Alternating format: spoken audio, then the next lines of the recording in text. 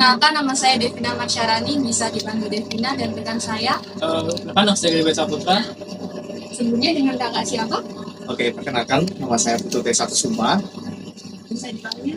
Dipanggil Eza, biar lebih gampang. Mohon izin sebelumnya, selama wawancara berlangsung, apakah tetap rekaman ini akan saya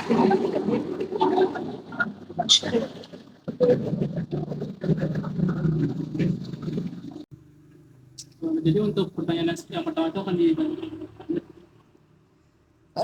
Kalau boleh tahu, di sini kan kakaknya ada BNT Culinary. Berapa lama usaha ini dijalankan? Nah, jadi usaha ini pertama kali saya bangun itu bersama saudara saya, kurang lebih sudah ada 2 tahun lebih. Jadi 2 tahun lebih lah usaha ini berdiri. Kan ini banyak nih Kak macam-macamnya dari saya lihat di posternya nih. Iya.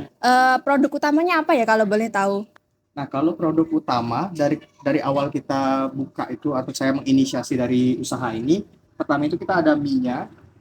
Itu yang best seller di sini. Kemudian nanti diikutin risolnya. Itu risolnya yang paling best seller. Nah, sisanya itu adalah pelengkap, menambah ketika ada customer yang tidak suka dengan mie ataupun sempol kita atau risolnya, bisa memilih menu lain. Seperti itu inisiasinya. Ya, sangat banyak menunya. untuk selanjutnya kakak bisa ceritanya dulu sedikit sejarah dari UMKM. Nah, kalau secara singkat, jadi dulu itu saya lulusan Tata Boga. Jadi jurusan saya itu memasak. Kemudian setelah saya lulus dari Tata Boga itu saya bekerja. Nah, setelah bekerja, COVID melanda. Saya berhenti untuk bekerja, diminta untuk kuliah. Ya, jadi kuliah S1, kebetulan baru habis sudah kemarin, bulan ini. Jadi saya baru sudah. Kemudian saya bingung pada saat berkuliah itu, di pertengahan kuliah, saya bingung. Tidak ada pemasukan. Karena sebelumnya kan saya punya background, sudah pernah bekerja, jadi butuh pemasukan. Nah, maka dari itu, saya pertama itu bekerja dengan orang dulu. Kemudian setelah itu saya mendapatkan ide untuk membuka sendiri. Membuka usaha ini karena sekaligus juga memang hobi saya itu memasak. Saya memasak, jadi saya menginisiasi usaha ini sekaligus juga menjalankan hobi yang saya punya. Kurang lebih seperti itu. Jadi emang udah dari dulu ada background di Tata Boga gitu ya? Iya benar. Jadi saya memang suka masak. Jadi orang tua saya itu adalah ibu saya itu suka banget masak. Jadi dari kecil itu saya dipaksa untuk ikut membantu orang tua. Awalnya dipaksa, tapi lama-lama jadi cinta sama memasak. Makanya dari itu saya bisa menciptakan ini kurang lebih mungkin menunya sudah ada dari orang lain, tapi saya recreate lagi, dibuat ulang lagi dengan rasa yang berbeda, dengan tampilan yang mungkin hampir serupa dengan yang lain, namun saya berani jamin rasanya berbeda. Kemudian, Ya. boleh tahu nggak bagaimana caranya Kak Iza memimpin usaha ini? Boleh diulang pertanyaannya? Gimana cara Kak Iza memimpin usaha ini? Memimpin. Nah, seperti yang saya ceritakan tadi, saya sudah punya background bekerja. Jadi di tengah-tengah pekerjaan itu atau pada saat saya menjalankan pekerjaan saya, di situ saya belajar menjadi seorang pemimpin. Jadi kurang lebih, nah pada saat di sekolah juga kan sempat diajarkan karena kebetulan saya juga termasuk aktif di organisasi. Mungkin kalian juga tahu kalau misalnya di organisasi itu kita aktif, biasanya kita akan mempunyai skill atau kemampuan secara tidak langsung untuk memimpin seseorang misalnya atau mungkin memimpin sebuah usaha kecil seperti ini. Tapi dari situ ada pertanyaan yang belum didapatkan jawabannya. Udah aman. Pada saat kita pada saat kakak menjalankan usaha ini, Ya. kan ada tuh seringkali kayak beberapa program yang harus memilih itu memilih satu perusahaan yang tepat itu. Ya. Itu biasanya siapa yang sering sendiri atau keluarga? Nah, karena kebetulan usaha ini yang punya ide saya, yang menjalankan saya, dan bahkan bisa dikategorikan saya mencari modal sendiri. Itu semua keputusan atau semua hal yang terjadi di usaha ini itu saya sendiri yang inisiasi, saya sendiri yang memutuskan. Termasuk salah satu contoh menu apa saja atau bahkan tata letak menu ini itu saya sendiri yang menentukan seperti itu. Mungkin saya dibantu oleh beberapa orang, mungkin saya ada karyawan dan juga ada saudara saya, tapi Kalau untuk urusan internal yang sangat krusial di dalamnya itu saya sendiri yang menginisiasi dan ide dari saya sendiri. Jadi seperti itu. Jadi soalnya kalau misalkan sebuah usaha itu kalau ide-idenya misalkan dari orang lain memang perlu untuk masukan kan seperti itu. Jadi tentu ada masukan-masukan dari orang lain kayak misalkan ini kurang dan sebagainya. Jadi tetap saya ambil, namun untuk keputusan sendiri. Kan kakaknya tadi udah bilang kalau usahanya dibantu sama teman, sama saudara begitu. Iya. Nah ini gimana bagi tugasnya kak? Kakak tetap stay di sini, yang lain mengikuti atau kakak stay di rumah atau gimana gitu? Jadi tadi agak ikut karena passion saya memasak, jadi otomatis saya akan terjun langsung. Walaupun mungkin di tempat lain dia buat usaha dijalankan oleh orang lain atau misalkan karyawannya. Kalau saya usahakan produk saya itu produk utamanya itu saya buat sendiri, namun nanti mungkin dibantu oleh karyawan menghangatkan ataupun menyajikan kepada customer itu atau mungkin meraciknya. Tapi kalau untuk bahan utamanya itu saya proses sendiri. Contoh misalkan risol, itu karyawan saya nggak saya kasih untuk buat, itu saya sendiri yang buat karena kadang beda tangan beda rasa. Jadi saya percaya akan hal itu. Ketika saya mau usaha ini berjalan dengan stabil, lancar, sebenarnya lancar ataupun stabil, jadi saya semaksimal mungkin membuat semua produk itu dengan tangan.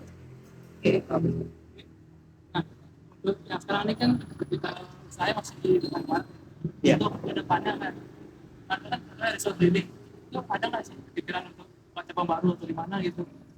Nah, ini kan seperti mungkin cabang baru. Ya. Nah, ini di banner sebelah saya ini ada resort keliling. Jadi selain BNP Culinary yang terletak di parkiran Indomaret ini, saya juga sudah membuka resort keliling. Saya menggunakan sebuah food truck itu mobil lah ya. Saya menggunakan mobil. Di situ saya menjual khusus spesialis risol. Jadi kalau di sini ada berbagai macam risol, saya punya 13 varian risol. Itu saya udah buka. Boleh spill lokasinya? Boleh. Nah, lokasinya itu ada di Jalan Kerobokan. Jalan Kerobokan arah kota segala jadi di Kerobokan. Di situ saya udah buka. Jadi karena kemarin kenapa ini spanduknya ada di sini? Karena kemarin kita masih libur, saya masih ada wisudaan, persiapan untuk berkas-berkas dan sebagainya. Jadi di sana saya masih break dulu sebentar. Jadi saya pindah di sini untuk tetap menghasilkan cuan. Kan sebelum mulai usaha tuh biasanya kakak tuh ada pertimbangan sesuatu ini kayak misalnya ini udah banyak nih tapi kakak tuh masih bersih kekeh buat kan resep saya beda apa nih pertimbangannya mungkin yang ingin kakak tetap ingin buat bisnis ini. Pertimbangkan untuk membuat bisnis ini. Nah, mungkin setiap orang ini bakalan punya rasa ini ya. Iya. Jadi awal saya mempunyai inisiasi atau ide ini tentu goyah. Apakah ambil atau enggak usaha ini? Itu pasti tentunya karena takut gagal, takut fail dan lain sebagainya. Itu takutan itu pasti ada. Cuman karena fashion saya tadi, jadi memang saya suka di sini. Ya udah saya ambil resiko, semua yang ada resiko itu saya ambil dan saya bangun lah. Nah, lebih seperti itu. Jadi memberanikan diri untuk mengambil resiko sebenarnya. Walaupun dalam hati ya ada rasa takut. Berarti nih, ini kan dari tadi sebenarnya banyak nih. Ya. Nah, dan kalau lihat kan kalau buat mie kupas atau mie kupas itu hampir mirip-mirip tuh. Ya. Apa sih kelebihan dari mie kupas? Nah, kalau untuk kelebihan dari mie kita itu, yang pertama itu pastinya nggak pelit sama bumbu ya. Nah, sebenarnya kalau misalnya dia dibilang ini mie-nya sudah jadi kita gunakan mie instan. Kita gunakan mie instan, ada satu produk itu mie instan. Jadi kita recreate lagi, kita tambah lagi bumbunya itu dengan level-levelan tertentu, kurang lebih seperti itu. Jadi nanti yang membedakan itu mungkin pada saat di topping. Nanti mungkin mie lain itu kan ada beberapa toppingnya yang berbeda. Jadi ada ciri khasnya. Namun di sini saya berani jamin perbedaan dengan yang lain itu adalah saya tidak pernah menggunakan cabai bubuk. Jadi saya menggunakan cabai asli. Cabai aslinya juga hanya direbus, kemudian di blend atau di chopper, kemudian langsung dituang menjadi satu adonan mie sajian pedas ini. Jadi itu pembedanya. Karena mungkin orang lain ada merecreate mie ini rata-rata saya pernah coba lah ya. Bukannya gimana ya? Mungkin coba itu dalam arti biar ada pembanding. Saya coba yang lain itu ada mungkin menggunakan bubuk cabai gitu. Kalau saya menggunakan cabai fresh. Nah, lebih seperti itu. Kan setiap usaha kan pasti ada tantangannya, Kak. Mungkin Kakak bisa ceritakan sedikit apa tantangan dari luarnya, dari luar UMKM ini atau dari internal sama eksternalnya? Kalau untuk tantangan, jadi dari awal buka pun sudah sebuah tantangan sebenarnya. Jadi tantangan terhadap diri sendiri, apakah ingin tetap maju dengan usaha ini, dengan cara membuat usaha ini maju seperti itu ya kan. Jadi kalau untuk internalnya, kita bisa dikategorikan kita seorang manusia. Kita seorang manusia, kita itu tidak bisa bekerja sendiri.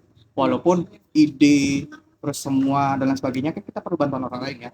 Jadi kurang lebih di usaha saya ini juga perlu bantuan. Mungkin contohnya saya bilang karyawan lah ya, itu karyawan. Tapi di sini saya tidak mencari karyawan yang benar-benar saya atasan ya bawahan enggak gitu. Jadi kita sistemnya partner karena saya pun masih ikut bekerja di sini, masih tetap ikut membuat produknya. Jadi saya bilang partner kerja. Di situ saya nyari partner kerja untuk membantu.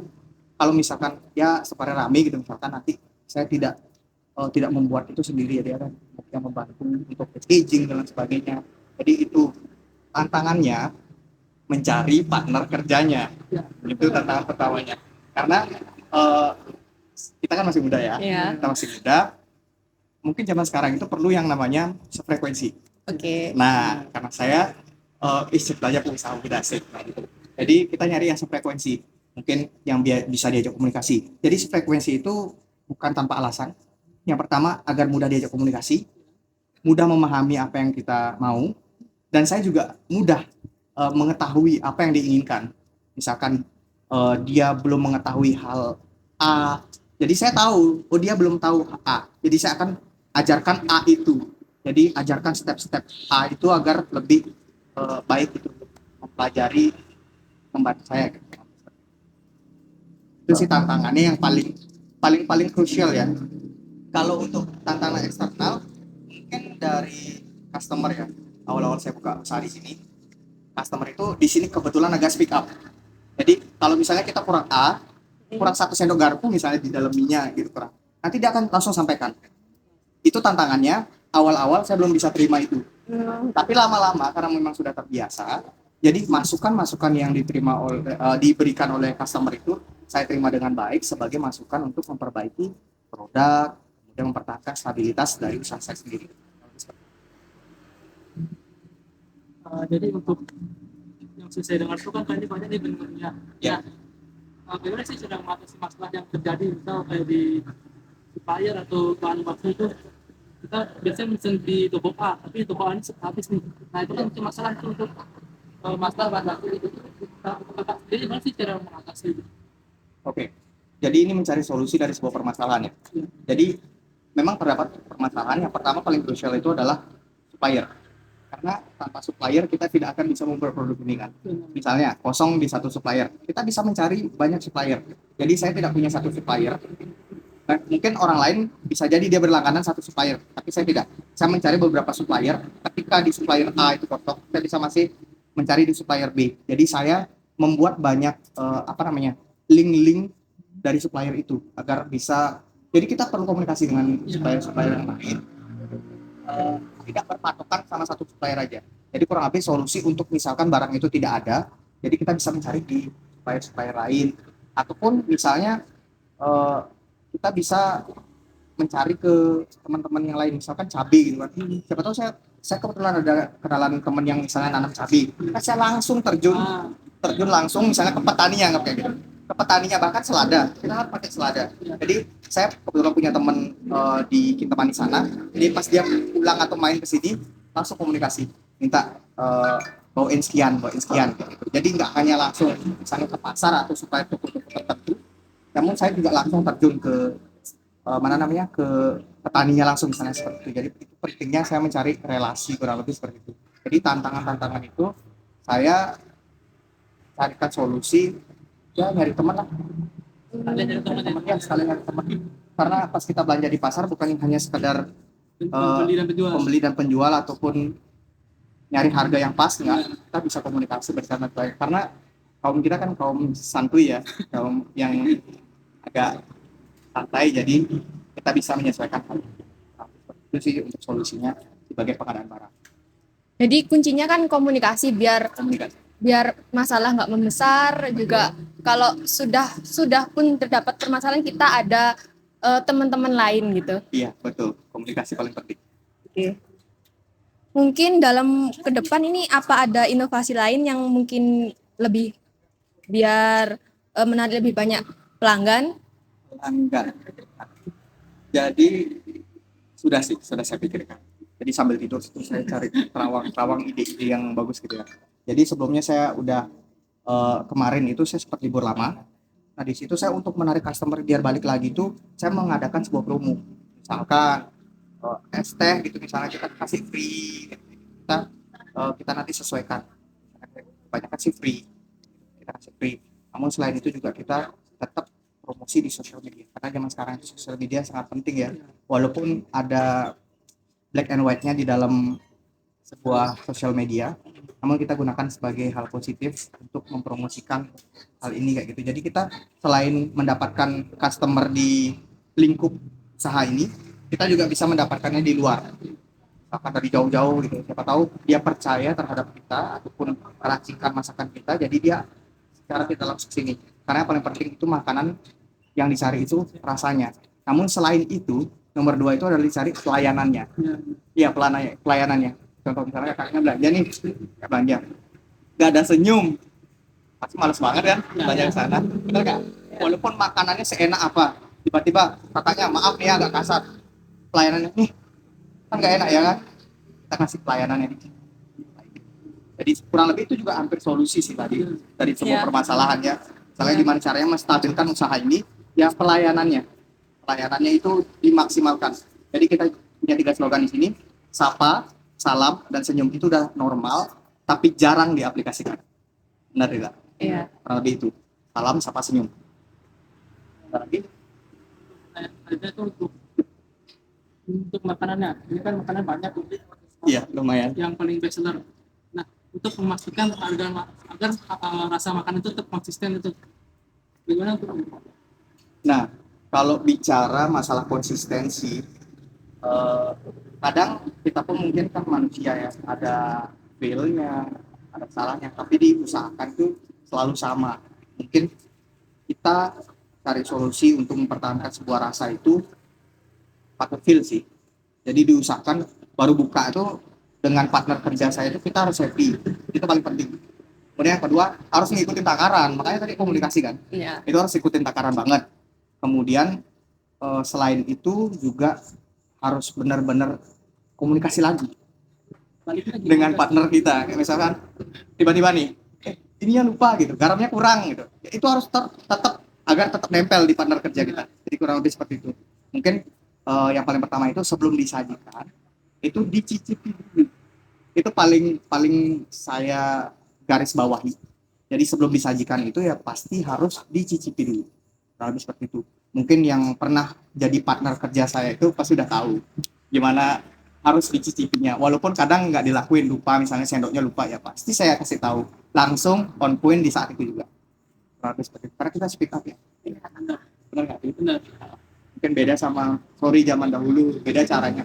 Jadi mungkin kepemimpinannya juga di sini agak beda. Mungkin dari cara berkomunikasi beda. Ya masih muda-muda aja. Itu aja sih.